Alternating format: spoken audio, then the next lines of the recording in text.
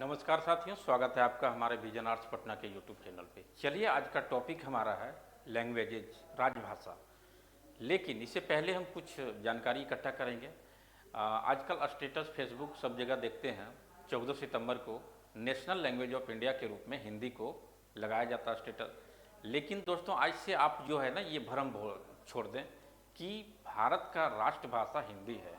आखिर राष्ट्रभाषा की परिकल्पना हमारे संविधान में है ही नहीं।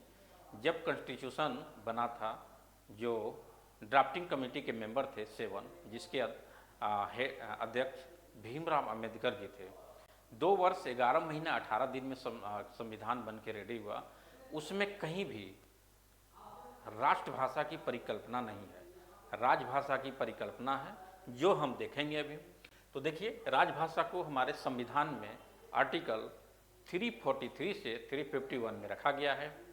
जब स्टार्टिंग था उस समय आर्टिकल 301 यानी कि 301 में रखा गया था। बाद में इस आर्टिकल में राजभाषा को रखा गया है। इस आर्टिकल के भारतीय कॉन्स्टिट्यूशन के भाग 17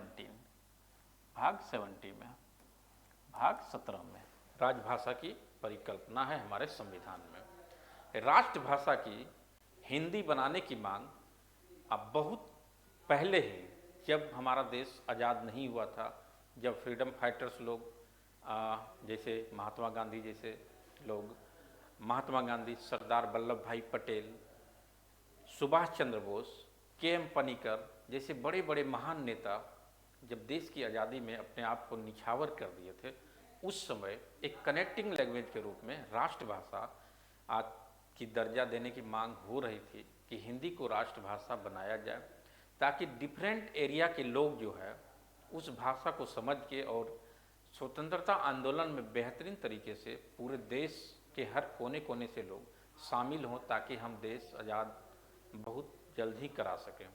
उसके बावजूद भी गांधी जी हिंदी भाषी लोग नहीं थे, हिंदी भाषी नहीं थे। उसके बाद भी हिंदी को राष्ट्रभाषा बनाने की मांग पुरजोर समर्थन किए थे। लाला लाजपत राय, वो आपका पंजाब से थे, वहाँ पंजाबी बोला जाता है, फिर भी हिंदी को राष्ट्रभाषा, क्योंकि देखिए यहाँ पे हिंदी को राष्ट्रभाषा बनाने की मांग इसलिए जोरों पर थी क्योंकि हिंदी बोलने वाले लोगों की प्रतिशत उस समय भी ज़्यादा थी। 2011 की सेंसस के अनुसार अगर देखें तो समझ सकते हैं 121 करोड़ जनसंख्या में 69 करोड़ हिंदी बोलने वाले लोग हैं। तो समझ सकते हैं लगभग 60% लोग हिंदी बोलने वाले। आज अगर देखा जाए तो इंडिया के हर कोने में, चाहे वो असम हो, मणिपुर हो, नागालैंड हो, साउथ में आप चले जाएं तो किसी भी स्टेट के लोग अगर वहाँ का अपना भाषा वो जानते हैं, तो हिंदी ऐसा भाषा है कि वो समझ के और उससे कनेक्ट हो सकते हैं। वो अभी भी कहीं भी जाइए तो हिंदी सभी लोग लगभग समझते हैं, ठीक है। तो बात यही है, लेकिन हिंदी को राष्ट्रभाषा की दर्जा नहीं दिया गया है क्योंकि वो कॉन्स्टिट्यूशन में है ही नहीं है। राष्ट्रभाषा की कोई भी परिकल्पना कॉन्स्टिट्यूशन में नहीं है।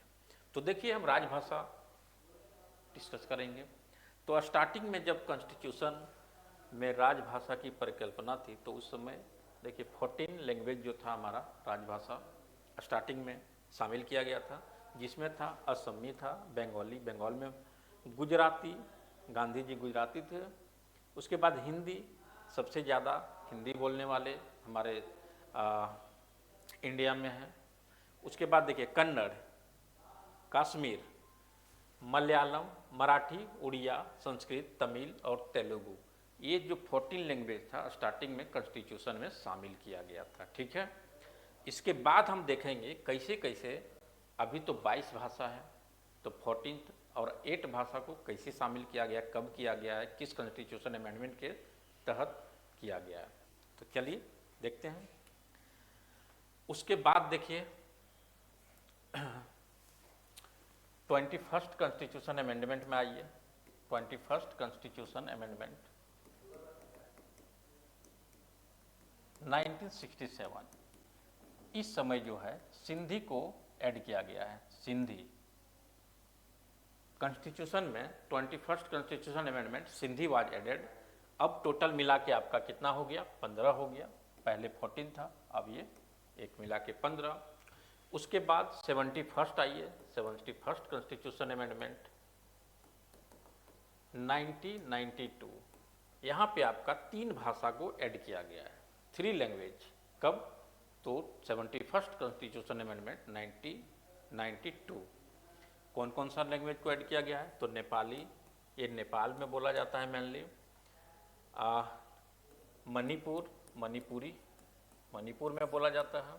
और एक है कोंकणी, एक कोंकण क्षेत्र में बोला जाता है। ठीक है, इस साउथ में कोंकण प्रदेश जो है, कोंकण वाला क्षेत्र, कोस्टल एरिया, वहाँ पे बोला जाता है कोंकणी।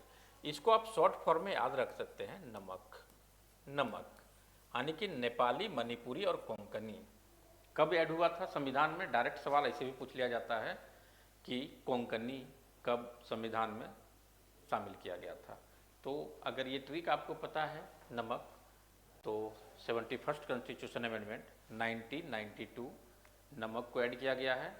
ठीक है, नेपाली, मणिपुरी एंड कोंकणी। अब ये दोनों को आप ऐड कर दीजिए, ये बस जस्ट लाइक एक थोड़ा सा ट्रिक, ताकि याद रहे आप लोग को। 21st प्लस 71 ये हो गया आपका 92, 92nd कॉन्स्टिट्यूशन अमेंडमेंट। इसमें जो है 4 लैंग्वेज को ऐड किया गया है। तो कौन कौन सा है? तो देखिए, एक तो आपके बिहार की भाषा है जो कि मैथिली है।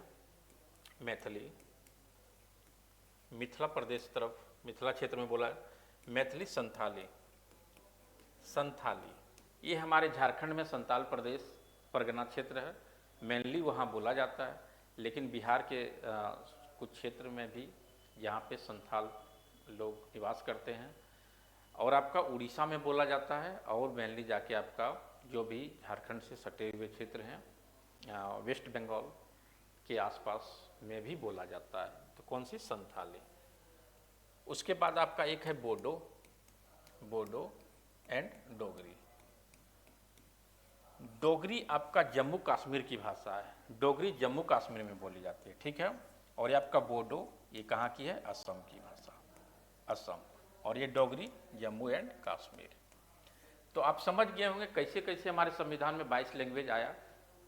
स्टार्टिंग में 14 लैंग्वेज था, फिर 21st कॉन्स्टिट्यूशन अमेंडमेंट 1967 सिंधी को ऐड किया गया था। उसके बाद 71st कॉन्स्टिट्यूशन अमेंडमेंट नमक को ऐड किया गया है, यानी कि नेपाली, मणिपुरी एंड कोंकणी। फिर दोनों को ऐड कर दीजिए, किसको 21st और 71st, तो 92nd कॉन्स्टिट्यूशन अमेंडमेंट 2003। उसमें मैथिली, संथाली, बोडो एंड डोगरी, कुल मिला के हमारे संविधान में राजभाषा जो है आपका 22 हो गया है। तो यही है। चलिए और कुछ आप एक चीज़ बताएंगे हमको कि ड्राफ्टिंग कमेटी जो बना था, ड्राफ्टिंग कमेटी, इसमें जो 7 मेंबर था, उस 7 मेंबर कौन कौन से थे? कमेंट बॉक्स में आप जवाब दीजिएगा। तब तक के लिए जय हिंद, जय भारत। फिर मिलते हैं हम एक नए वीडियो में।